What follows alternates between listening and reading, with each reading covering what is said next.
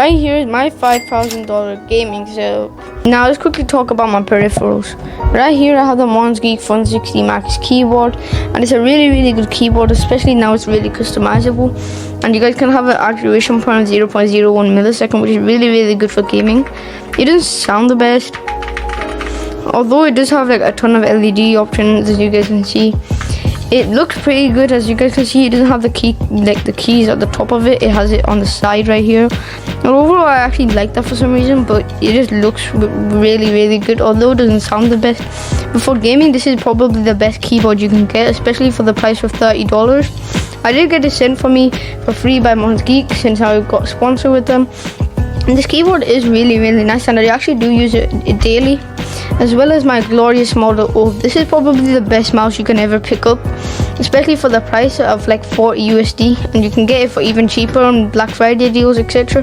This always goes on sale for some reason, and I should have picked it up on sale since it cost like $20 on sale, which is really good. It has two mouse side buttons right here and a infinite scroll wheel. It just goes infinitely, and it has really nice LED options, as you guys can see right here.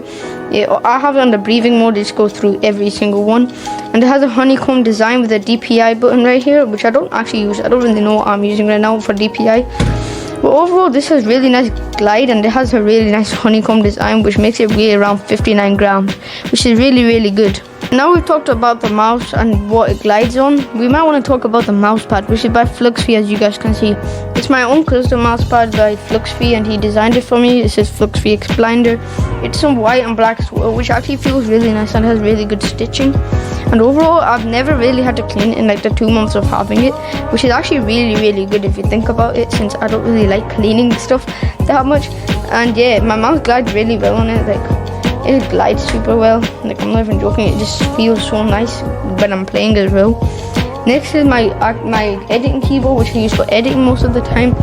This keyboard is the Aula F75 wireless keyboard, which I did get sponsored as well. This keyboard sounds a lot better, so here's a quick sound test.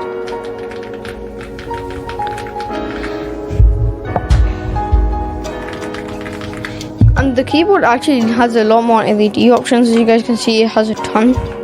And I think it has a software which I've not actually downloaded yet for some reason.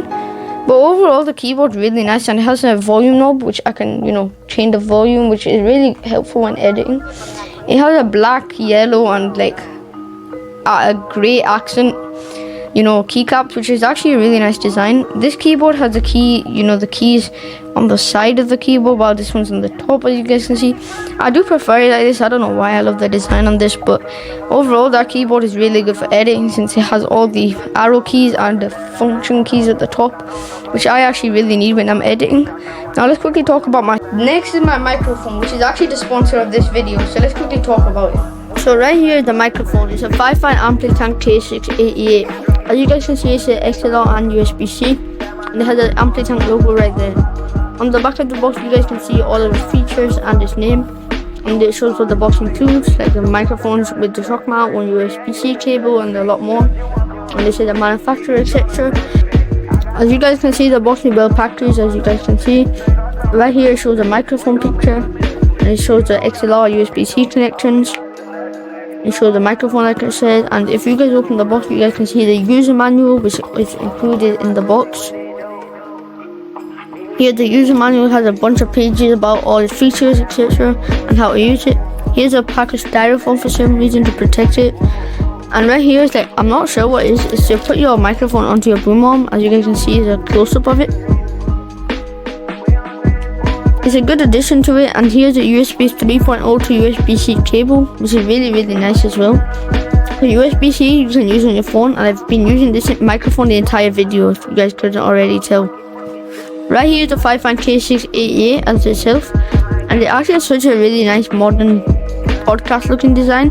Here's a headphone volume, and the microphone volume. It has a headphone jack, USB-C, and the XLR. That's where you put the orange thing that I showed earlier. You just screw it in and you can put it onto your boom arm, which is a really good addition to it. And overall, that's really good. Right here is the capsule of the 5-fan K688, and overall it actually looks pretty nice, and I understand how it would sound so good. You can use it on your phone, you can use it on basically anything, as you guys can see, so it's a really good addition. Third monitor. As you guys can see, you guys can only see two, but I use this as my third monitor. This right here is the Samsung Galaxy Tab A7, I think it is, or the A9, I'm not sure. But this iPad tablet, I guess, I use for my recording. As you guys can see, it has my YouTube channel displayed, or Discord, or even my YouTube chat, which is really helpful if I'm using this monitor for stream. I can have this one open for Discord at the same time, which is really, really good. And also, this actually didn't cost that much. It was around 150 USD, but for the price, this was really good. I did pick it up for around like 90 USD, which was really, really good on sale. And it's probably the best thing I could have got, since obviously I can check my YouTube channel, check my views, etc. You guys should totally subscribe, by the way. And yeah, I'm giving away a keyboard at 2k subscribers. So if we reach there, all you gotta do is like, comment, and be subscribed on this video, and join my Discord server for a chance to win. So stay tuned for that. Next is my secondary monitor, which is a Dell Office monitor, which isn't like the best monitor. It is 60 Hz, but the colors aren't actually that bad. As you guys can see, it's 24 inches and it's a pretty, decent monitor. It's on its normal stand, which is for some reason grey, like a light grey, while the thing's black. I would really like it if it was black, but it wasn't. Next is my first monitor, which I use for gaming, etc.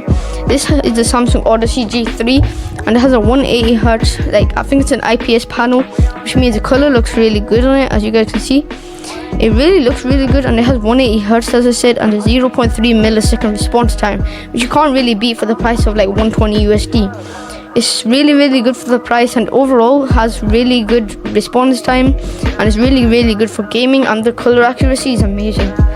Next is my PC, which powers this entire setup. This is the Lenovo Legion T26 AMR5, I'm pretty sure. It's an RTX 3060 Ti. One CPU cooler to cool the Ryzen 7 5800. Another fan, I think that's exhaust, and then two more fans at the top, which you guys might be able to see. Next, I have like two more fans at the front, which let me quickly get a better angle. These two fans, which actually makes the PC look really aesthetic, how the fans are built. But overall, this PC looks really, really good, especially for the price of around $1,000. You can't really get a better PC than this. As I said, it has a Ryzen 7 5800 and an RTX 3060 Ti. As well as that, it also has 32GB of Viper RAM, which is really, really good.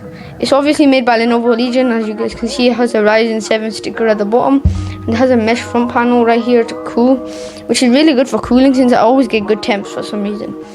Next is my desk. This is a 140x60 some random black desk, which is actually really nice.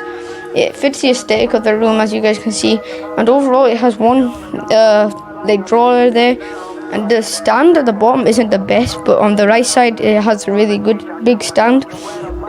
And overall, the setup's really nice. I don't have the best cable management, as you guys can see, but I have a Govee LED strip at the back of the desk, which costed me around $20, and I can change it in this Govee software, which is really, really helpful for me. Especially for the price of that, $20 is probably the best thing I bought for my setup. Next, I have these Porsche 911 GT3 RS posters, which actually brings such a nice vibe to my setup, especially when I have a car wallpaper on, which I don't right now. But overall, the setup looks really, really good. As you guys can see, I have a recording bag and stuff down there, and don't mind the cable management. I'm trying to fix that in my next video. But overall, this is my setup, and I hope you guys like it. This costed around 5,000 USD, and I also have this random office chair. But if you guys like the video, please comment, like, subscribe, and join the Discord server for when I hit 2k subscribers and giving away a keyboard. So hope you guys all enjoyed. See ya.